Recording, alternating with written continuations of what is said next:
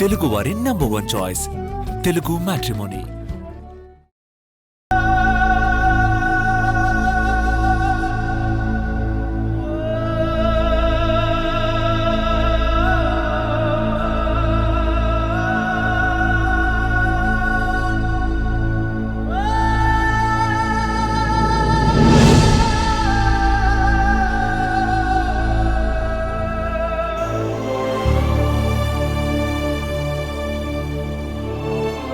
ఈ రోజుకి ఇక్కడే తలదాచుకొని రేపటి నుంచి షెల్టర్ వెతుక్కోవాలి.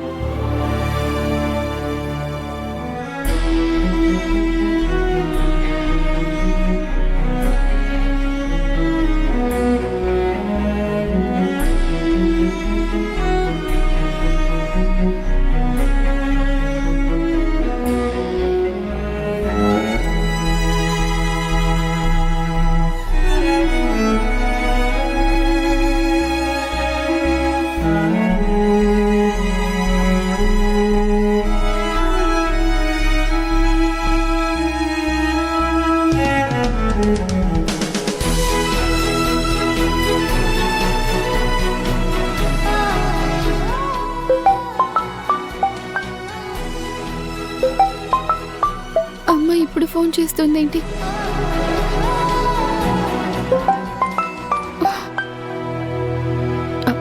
హలో అమ్మా. అమ్మా అభి, ఎలా ఉన్నావే?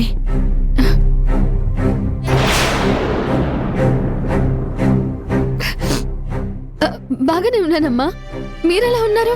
మాకేముందమ్మా, నువ్వు క్షేమంగా ఉన్నావని ఒక్క మాట చెప్తే మేం సంతోషంగా ఉన్నట్టే.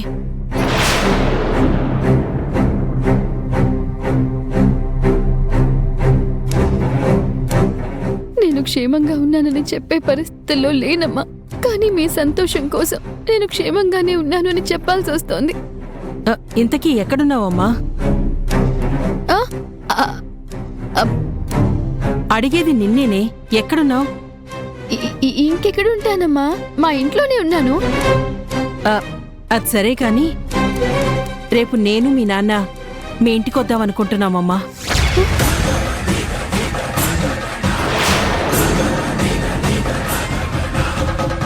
ఎందుకమ్మా ఇప్పుడు హఠాత్తుగా ఇక్కడికెందుకు రావడం? అదేంటే, పుట్టింటోళ్ళు వస్తామంటే ప్రేమగా రమ్మంటారు కాని నువ్వేంటే రావద్దన్నట్టు మాట్లాడుతున్నావు? అది కాదమ్మా, రావడానికి ప్రత్యేకమైన కారణం ఏమైనా ఉందా అని అడుగుతున్నాను. అవునబి, ఈ మధ్య అసలే నీకు నీ భర్తకి గొడవలవుతున్నాయి కదా. వాటన్నింటికీ కారణం నీ జాతకంలో కేతువు అడ్డుపడుతున్నాడంటమా. ఆ కేతువు స్థానం మారితే ఇకపై నీకు నీ భర్తకి ఎటువంటి గొడవలు రావట పంతులుగారు చెప్పారమ్మా. ఆ కేతువు దశని దిశని మార్చటానికి ఒక ప్రత్యేకమైన వ్రతం ఉందట. దానికోసమే రేపు మేము అక్కడికి వద్దామనుకుంటున్నామమ్మా. అమ్మా, ఇప్పుడు ఇవన్నీ ఎందుకమ్మా? అలా అంటావేంటే, కూతురి కాపురం బావుండాలనే కదా ఏ తల్లిదండ్రులైనా కోరుకుంటారు. నీ జీవితంలో ఇంత పెద్ద అగాధాలు ఏర్పడుతున్నాయని తెలిసి మేమెలా ఆనందంగా ఉండగలుగుతాం చెప్పు? ఆ వ్రతం ఏదో చేయించేస్తే మీరు ఏ సమస్యలు లేకుండా ఉండొచ్చమ్మా. మిమ్మల్ని చూసి మేం కూడా సంతోషంగా ఉంటాం. అది కాదమ్మా, ఇలాంటివన్నీ రాహుల్ గారికి అంతగా నచ్చవు. ఆయనకి నచ్చలేదని నొచ్చుకుంటాడని ఇలాంటివన్నీ నిర్లక్ష్యం చేస్తే మీ మధ్యనున్న సమస్యలు ఎలా పోతాయి చెప్పు? నువ్వింకేం మాట్లాడకు, రేపు మేము అక్కడికి వస్తున్నాం.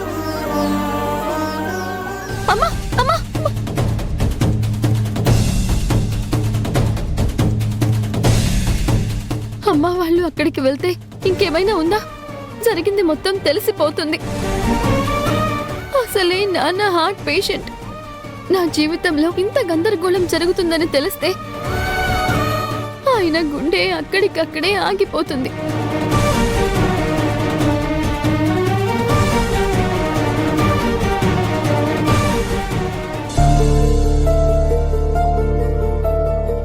భగవంతుడా, నా జీవితంలో ఏర్పడుతున్న ఈ సుడిగుండాలు నా తల్లిదండ్రులు చూడకూడదనే వాళ్ళ దగ్గర ప్రతి విషయాన్ని దాస్తున్నాను. అలా రేపు వాళ్ళు మా అత్తగారింటికి వస్తే జరిగిందంతా తెలిసి చాలా బాధపడతారు. ఈ గండం నుంచి నువ్వే నన్ను గట్టెక్కించాలి. ఈ పరిస్థితి నుంచి తప్పించుకోవడానికి నువ్వే నాకు ఒక మార్గం చూపించాలి.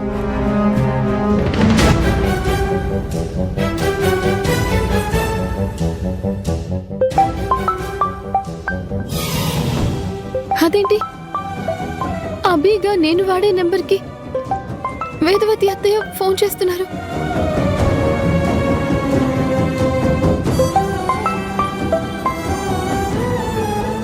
హలో అభి. చెప్పండి అత్తయ్య గారు, ఎలా ఉన్నారు? మేమంతా బాగానే ఉన్నాం అభి. నీతో కొంచెం మాట్లాడాలి.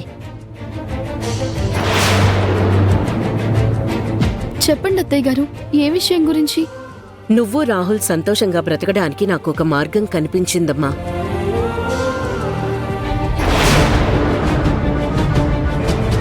దాని గురించే మాట్లాడాలి.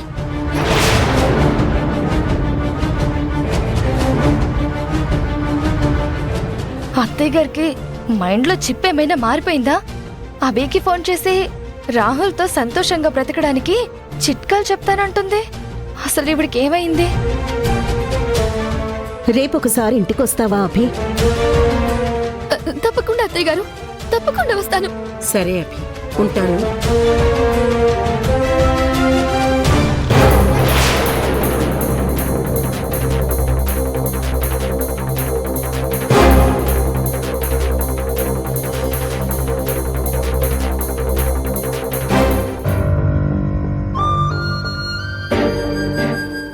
భగవంతుడా, నా మొర విన్నావా? నా నిస్సహాయ పరిస్థితిని అర్థం చేసుకున్నావా? ఇలాంటి క్లిష్టమైన పరిస్థితుల్లో నాకు ఒక మార్గం చూపించావు. చాలా సంతోషం తండ్రి, చాలా సంతోషం.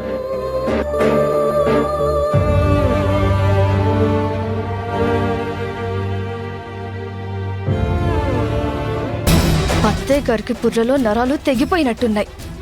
ఈ విషయం వెంటనే ఐరేంద్రకి చెప్పాలి.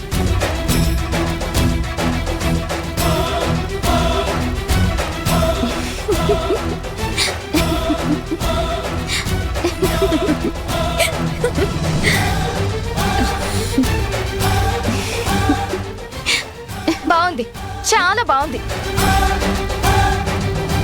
అవతల చరిత్రలు తిరగబడిపోతూ ఉంటే ఇక్కడ మీరు తీరిగ్గా కూర్చుని ఫోన్లు చూసుకుంటున్నారా? ఇప్పుడు ఎవరి చరిత్ర తిరగబడింది? ఇంకెవరిది? ఆ అభిది.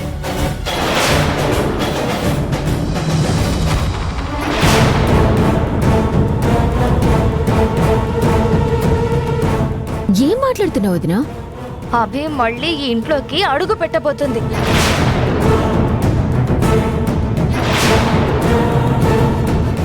రాహుల్ భార్య అనే స్థానాన్ని పొందబోతుంది. ఈ ఇంటి కోడలిగా వెలగబోతుంది. చెప్పేదేదో కొంచెం క్లియర్ గా చెప్పు. ఇలా చెప్పనట్టు సగం సగం ఇన్ఫర్మేషన్ ఇస్తే మాకేం అర్థమవుతుంది? ఇందాకే మా అత్తయ్య గారు ఆ అభితో ఫోన్లో మాట్లాడుతున్నారు.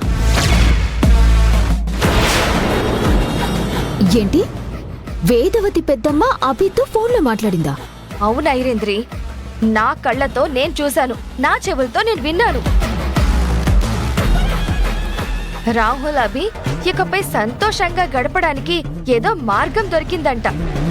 ఆ మార్గం గురించి మాట్లాడడానికి రేపు అభిని ఇంటికి రమ్మన్నారు.